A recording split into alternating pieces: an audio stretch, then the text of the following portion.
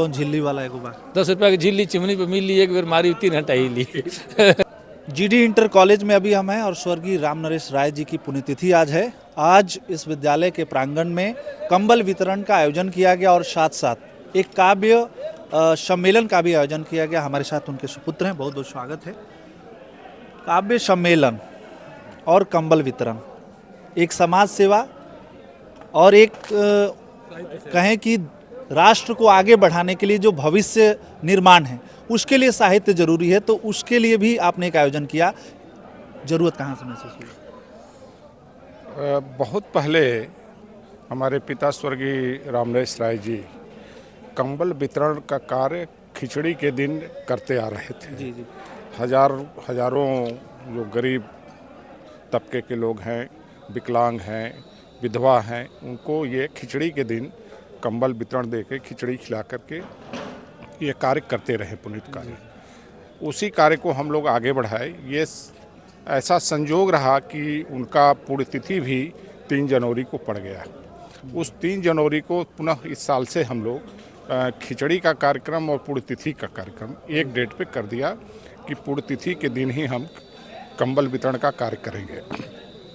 उसी दिन काव्य पाठ करके कवियों का एक सम्मेलन करा करके और साहित्य को भी स्वरांजल के माध्यम से उनको श्रद्धांजलि देने का कार्य हम करते आ रहे हैं। यहाँ समाज के लोगों का, कवियों का जो आशीर्वाद मिला है, इनके प्रति मैं आभार व्यक्त करता हूँ।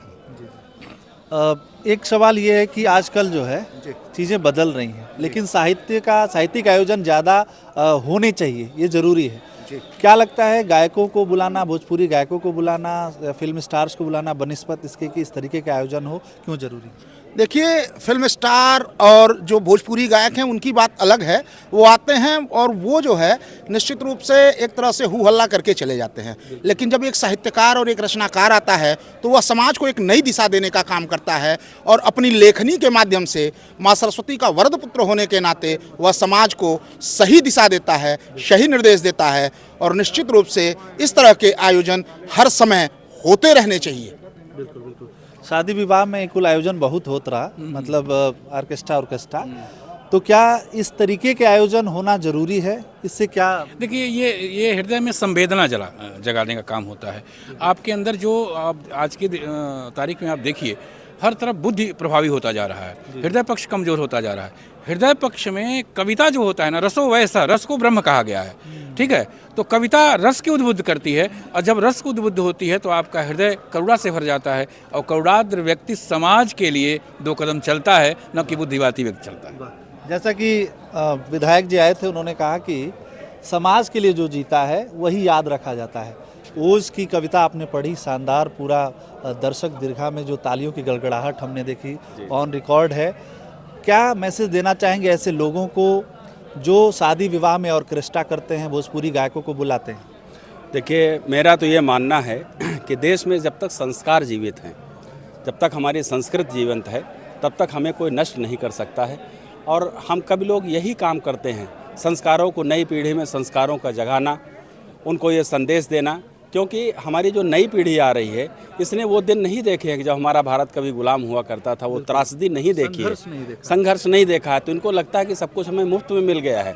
उसको जगाने का काम जो है हम कभी लोग करते हैं, क्योंकि मेरा मानना है कि अगर नई पीढ़ी हमारी सही हो गई तो पूरा देश सही हो जाएगा। वो कहते हैं कि 2 पंक्तियाँ मुझे याद आती हैं कि जग की आज़ादी तलवारों की छाया में ही पलती है, इतिहास उधर चल देता है जिस ओर जवानी चलती है। क्या बात।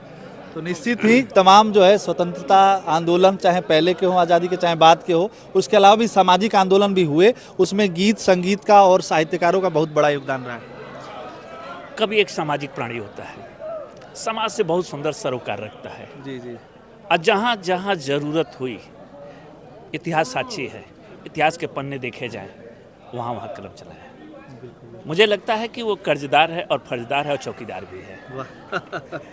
और निश्चित तौर से हर एक रचनाकार समाज को अपनी कविता के माध्यम से एक संदेश देता है कि आपकी ज़िंदगी कैसी हो। हमारे साथ नुसरत अतीक जी हैं, बहुत बहुत स्वागत है मैम। धन्यवाद धन्यवाद। गर्व का विषय है कि गोरखपुर से हैं, और जब मंच पर हमने सुना तो निश्चित ही जो एक अंतर्राष्ट्रीय स्तर के जो साहित्यकार होते हैं वो हमें एक चीज़ महसूस हुई, तो मैं चाहता हूँ एक बार गुनगुना के हमारे दर्शकों को कुछ आप। बहुत बहुत शुक्रिया आपका। हाँ बिल्कुल, मैं अपनी वही रचना आज उसकी एक शेर गुनगुनाना चाहूँगी जिस रचना से मुझे पहचान मिली, जो मेरी सिग्नेचर गज़ल हो गई, उसी का एक शेर मैं पढ़ती हूँ। हम तुम्हें बद्दुआ नहीं देंगे, हम तुम्हें बद्दुआ नहीं देंगे, इतनी लंबी सज़ा नहीं देंगे, इतनी लंबी सज़ा नहीं देंगे। एक सवाल है मैम, जिस तरीके से शैक्षिक प्रतिष्ठानों में फिल्म स्टार्स को बुलाया जा रहा है और वहाँ पे फूहड़ और जो है डांस जो स्टेप्स हो रहे हैं बॉलीवुड के गानों पे, उसको लेके आप एक महिला हैं उस रूप में मैं चाहता हूँ कि मार्गदर्शन करें समाज का उस पर। ये हम लोगों का दुर्भाग्य ही एक तरह से कह लीजिए कि अच्छी प्रतिभाएं छुपी हुई हैं। ये कुछ चुनिंदा लोग जो इस तरह के फूहड़ पने का ड्रेस पहनते हैं और अपने आप को बहुत तेज़ी से सोशल मीडिया के ज़रिए सामने आए हैं और उनकी चमक दमक देख करके, और हम लोगों का दुर्भाग्य इसमें भी है कि श्रोता भी कुछ ऐसे बनते जा रहे हैं, ऐसे होते जा रहे हैं कि ऐसे लोगों की डिमांड बढ़ रही है। और वाकई में जो असली साहित्यकार हैं, जो साहित्य प्रेमी हैं, जो दिन रात अपना समझ लीजिए साहित्य के लिए लगाए हुए हैं, उनके साथ ये कि इस ऐसे सारी चीज़ों पर पाबंदी लगनी चाहिए और सभी को मिल करके इसका कड़ा विरोध करना चाहिए। और निश्चित ही समाज को जो एक दिशा दिखाने का काम साहित्यकारों का है। तमाम प्रबुद्ध जनों से बातचीत हुई, सबने एक स्वर में यही कहा कि सब देश के दिशा देवे के काम साहित्य करेला। बादशाह प्रेमी जी हमारे साथ, जो हास्य व्यंग के माध्यम से समाज के उन विकृतियों पे कुठाराघात करते हैं जो देश को आगे बढ़ने से रोकता है। बहुत बहुत स्वागत है। बहुत बहुत धन्यवाद आपका। और आज एक आप शैक्षिक प्रतिष्ठान पे आए हैं, जीडी इंटर कॉलेज के प्रांगण में। उनका इतिहास हमने जाना कि खिचड़ी के पावन अवसर पे वो करते थे, लेकिन अब नहीं है, तो उनके पुण्यतिथि पे हो रहा है। सवाल ये है कि क्या शैक्षिक प्रतिष्ठानों का जिस तरीके से हास हो रहा है, आईआईटी वगैरह का हमने वीडियोस देखा है, उसमें लड़कियां नाच रही हैं छोटे छोटे कपड़े पहन के, मतलब अंग प्रत्यंग करके, उस पर क्या बादशाह प्रेमी जी कहना चाहते हैं? देखिए, पहले आपको बता दूं, शुरुआती दौर में विद्यालयों से ही, स्कूलों से ही कवि सम्मेलन की शुरुआत हुई। मैं छोटे छोटे विद्यालयों पे भी मैंने देखा है कि मेरे कवि सम्मेलन इत्यादि हुआ करते थे। अब बड़े बड़े फिल्मी स्टारों को, ऐसे ऐसे भद्दे भद्दे गाने वालों को बुला करके, चूँकि भीड़ एकत्रित करनी होती है, और उसमें जब से साहित्य में राजनीति की पैठ बन गई है, तब से समझिए ये समाज गंदा हुआ। ये सिर्फ अब इसमें भी राजनीतिक लोगों का जब से पैठ बनने लगा है, तो अब उन लोगों को चाहिए कि भारी भीड़ हो, और भारी भीड़ बादशाह प्रेमी के आने से नहीं होगी। करुआ है सब तथाकथित जो गायक हैं, इनको बुलाने से भारी भीड़ एकत्रित हो, ये ज़्यादा मनसा लोगों की बनी होती है। साहित्य से बड़ी कम अभिरुचि लोगों की है।